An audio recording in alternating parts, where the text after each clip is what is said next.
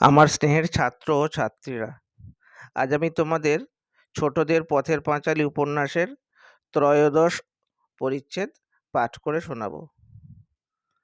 চ্যানেলে নতুন হয়ে থাকলে অবশ্যই তোমরা চ্যানেলটিকে সাবস্ক্রাইব করে নিও। ভিডিওটা প্রথম থেকে শেষ পর্যন্ত দেখো। অপু সেদিন জেলেপাড়ায় কড়ি খেলতে গিয়েছিল। তখন বেলা 2-2:30 কম নয়। রৌদ্র অত্যন্ত প্রখর।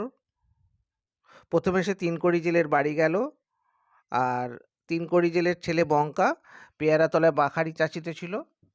অপু বলিল, এই কড়ি খেলবি? খেলিবার ইচ্ছা থাকিলেও বঙ্কা বলিল, তাহাকে এখনই নৌকায় যাইতে হইবে, খেলা করিতে গেলে বাবা বকিবে। সেখান হইতে সে গেল রামচরণ জেলের বাড়ি। রামচরণ দাওয়ায় বসিয়া তামাক খাইতেছিল। অপু বলিল, হৃদয় বাড়ি আছে? রামচরণ বলিল, হৃদয় কেন ঠাকুর? কড়ি খেলা বুঝি? এখন যাও, হৃদে বাড়ি নেই।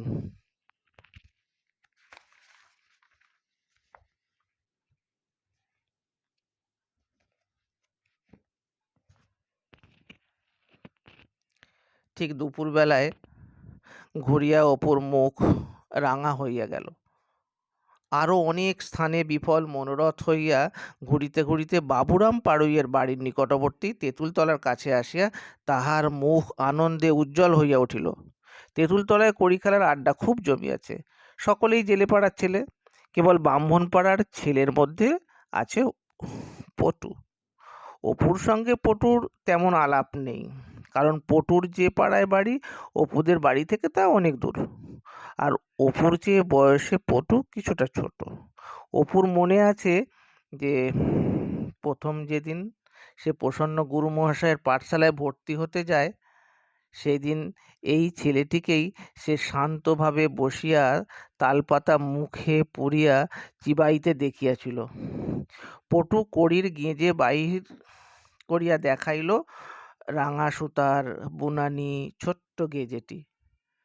তাহার অত্যন্ত শখের জিনিস। বলিল, 17টি এনেছি,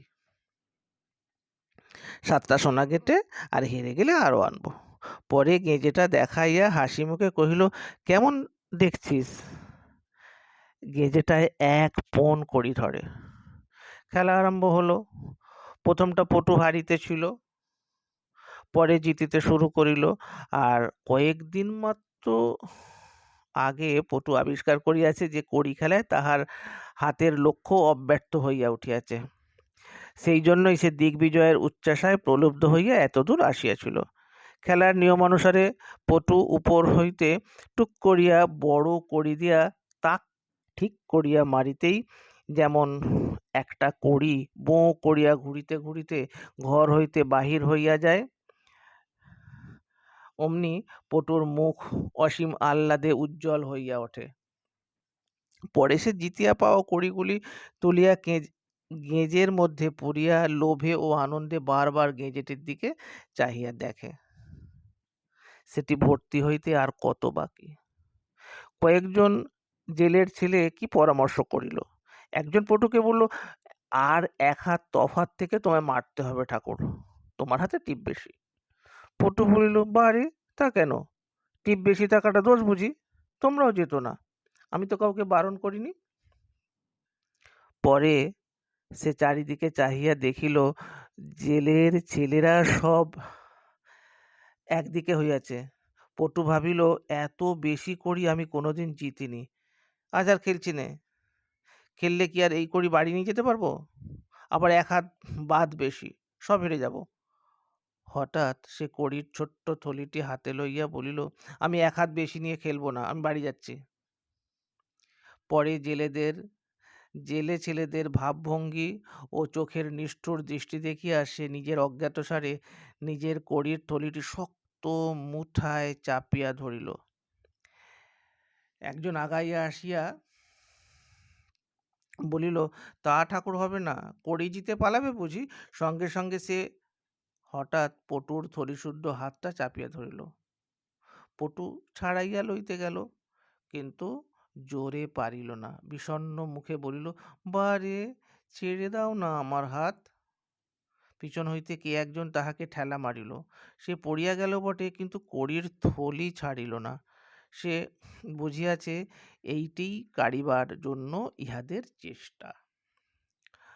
পড়িয়া গিয়া সে প্রাণপণে থলিটা পেটের কাছে চাপিয়া রাখিতে গেল, কিন্তু একে তো সে ছেলে মানুষ, তাতে গায়ের জোরও কম। জেলে পাড়ার বলিষ্ঠ ও তাহার চেয়ে বয়সে বড় ছেলেদের সঙ্গে কতক্ষণ যুঝতে পারবে। হাত হইতে কড়ির থলিটি অনেকক্ষণ কোন ধারে চিটকাইয়া পড়িয়াছিল, আর কড়িগুলি চারিধারে ছত্রাকার হইয়া গেল।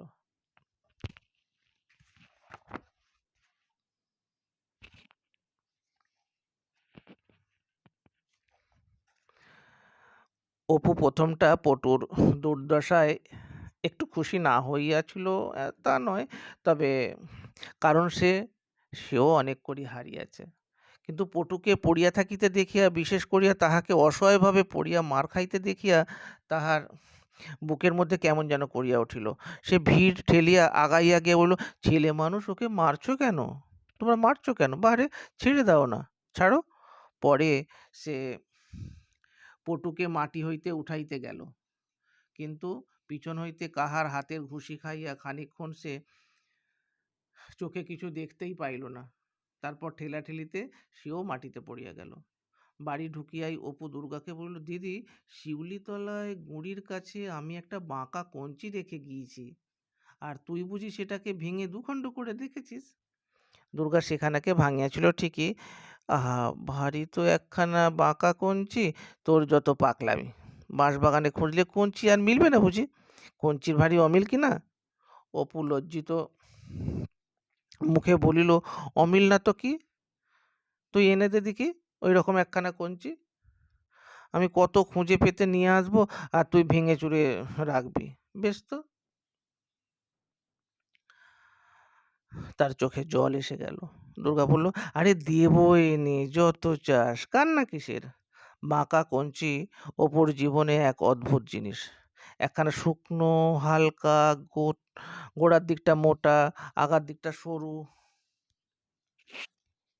বাঁকা কঞ্চি হাতে করিলেই অপুর মন পুলকে শিহরিয়া ওঠে, মনে অদ্ভুত সব কল্পনা জাগে। একখানা বাঁকা কঞ্চি হাতে করিয়া এক একদিন সে সারা বৈকাল, মানে সারা সকাল কি বৈকাল, আপন মনে বাঁশবনের পথে কি নদীর ধারে বেড়াইয়া বেড়ায়। কখনো রাজপুত্র, কখনো বা তামাকের দোকানি, কখনো বা ভ্রমণকারী, কখনো বা সেনাপতি, কখনো মহাভারতের অর্জুন। কল্পনা করে এবং আপন মনে বিড়বিড় করিয়া কাল্পনিক ঘটনা যাহা ওই অবস্থায় তাহার জীবনে ঘটিলে তাহার আনন্দ হইত, সেই সব ঘটনা বলিয়া যায়। কঞ্চি যত মনের মতো হালকা হইবে ও পরিমাণ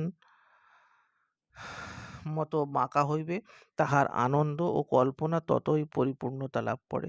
কিন্তু সেরকম কঞ্চি সংগ্রহ করা যে কত শক্ত অপু তা বোঝে। কত খুঁজিয়া তবে একখানা মেলে।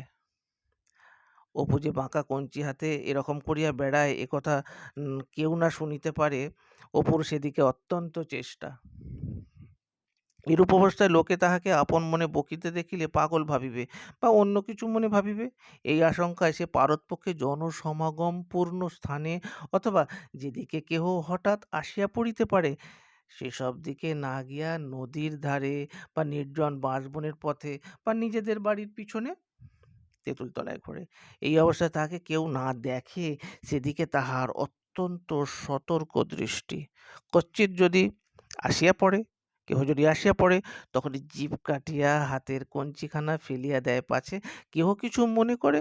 এই জন্য তাহার ভারী লজ্জা।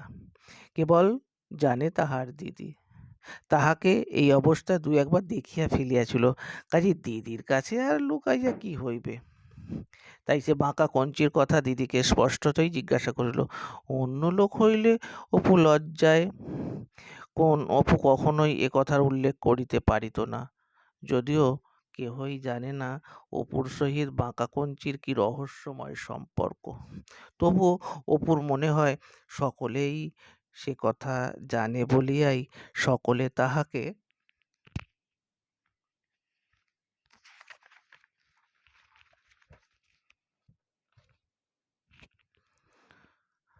পাগল বলিয়া ঠাট্টা করিবে। কে বুঝিবে? একখানা বাঁকা কঞ্চি হাতে পাইলে সে না খাইয়া দাইয়া নদীর ধারে কি কোনো জনহীন বনের পথে কি অপূর্ব আনন্দেই সারাদিন একা একা কাটাইয়া দিতে পারে। দিদিকে অনুরোধ করিয়াছিল, মাকে যেন এসব কথা বলিস নে দিদি। দুর্গা বলে নাই, সে জানে অপু একটা পাগল, ভারী মমতা হয় ওর ওপর। ছোট্ট বোকা আদুরে ভাইটা, এসব মাকে বলিয়া কি হইবে। ভিডিওটা শেষ পর্যন্ত দেখার জন্য তোমাদের অসংখ্য ধন্যবাদ। ভালো লাগলে অবশ্যই বন্ধুদের মাঝে শেয়ার করে দিও।